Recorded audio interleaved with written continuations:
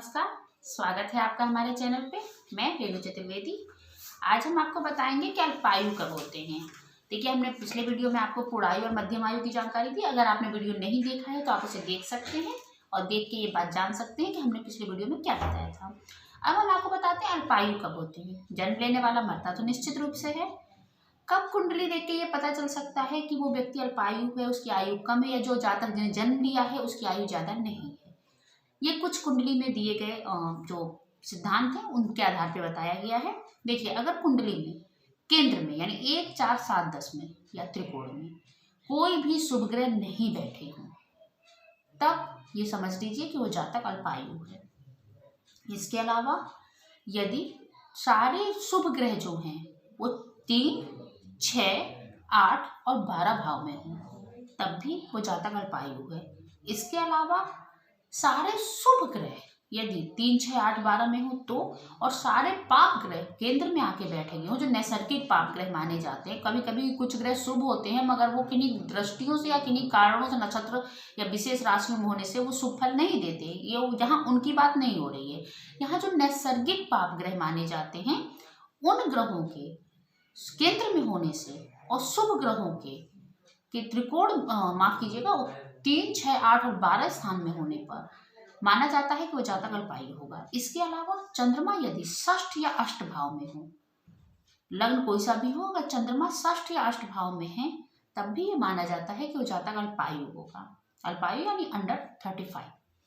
इसके अलावा चंद्रमा, अगर मान लीजिए चंद्रमा किसी भी कुंडली में चंद्रमा जो है वो अष्टमेश हो और वो जाकर के व्यय स्थान में 12th हाउस में बैठ गए हों, कुंडली कोई सी भी हो, चंद्रमा यदि तो मतलब 8th हाउस में अगर कर्क राशि आ रही है और उसके जो स्वामी चंद्रमा है वो व्यय स्थान में बैठ गए हैं, तो ऐसे जातक भी अल्पायु माने जाते हैं।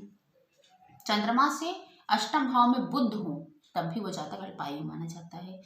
तो ये सारे जो रीजन होते हैं, ये सारे अगर कुंडली में योग बन रहे हैं और लग्न की भी स्थिति कोई खास अच्छी नहीं है, अगर लग्नेश अष्टम में है तब भी जातक जो, और अष्टमेश लग्न में है तब भी जातक, और बाकी जो मैंने बताया कि लग्न केंद्र में पाप ग्रह हो या फिर लग्न में तो षष्ठ, अष्ट और छठे, 8वें और 12वें भाव में अशुभ ग्रह बैठे हों, शुभ ग्रह बैठे हों और केंद्र में अशुभ ग्रह बैठे हों, अशुभ यानी पाप ग्रह बैठे हों और 3, 6, 8 भावों में शुभ ग्रह यानी अच्छे ग्रह बैठे हों, तब भी अल्पायु होते हैं। और इसके साथ यदि लग्नेश का अष्टम से और अष्टमेश का लग्न में राशि परिवर्तन हो रहा है तो वो जातक 100% अल्पायु होता है। उसकी आयु ज़्यादा नहीं होती, वो अंडर 35 ही लाइफ को जी पाता है।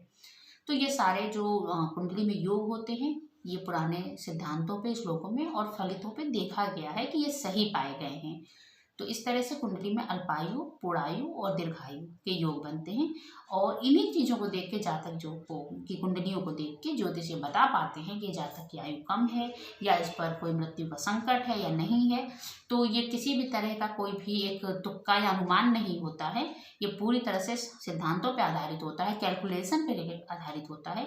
और कैलकुलेशन अगर सही है तो आयु कम होगी, अगर कैलकुलेशन सही है, अच्छी आ रही है, आपकी आयु ज़्यादा दिख रही है तो कुंडली में आपकी आयु ज़्यादा होगी।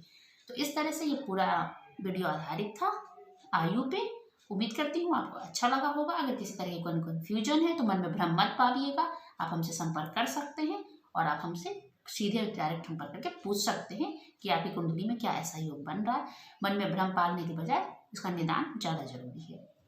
जितने भी आयु के संबंध में हमने वीडियो बनाए उनके बारे में एक बात निश्चित रूप से आपको बता दूं कि ये चीज़ें हैं, लेकिन उसके बावजूद कई चीज़ों का अगर अल्पायु योग बन रहे हैं मगर कुछ अगर उसकी पूजा होती है तो उसका निदान भी होता है। अगर वो पूर्णतः फलित नहीं हो रही है और उसके अंश कुछ कम है तो उसको पूजा पाठ करके थोड़ा आगे को कम किया जा सकता है। अगर मृत्यु की अचानक से कोई दुर्घटना की आशंका बन रही है तो उसे टाला जा सकता है या उसे कम किया जा सकता है। आयु तो किसी की कोई बढ़ा ही नहीं सकता है क्योंकि वो तो ईश्वर द्वारा निर्धारित है, हर एक सांस ईश्वर द्वारा निर्धारित है, तो उसे तो नहीं। लेकिन हाँ, आकस्मिक किसी घटना को रोका जा सकता है उपायों के माध्यम से, पूजा पाठ के माध्यम से, ईश्वर आराधना के माध्यम से उन चीज़ों पे विजय प्राप्त की जा सकती है। इसीलिए मन में किसी तरह का संशय मत पालिएगा और अगर आवश्यक लगे तो हमसे संपर्क करिएगा। नमस्कार।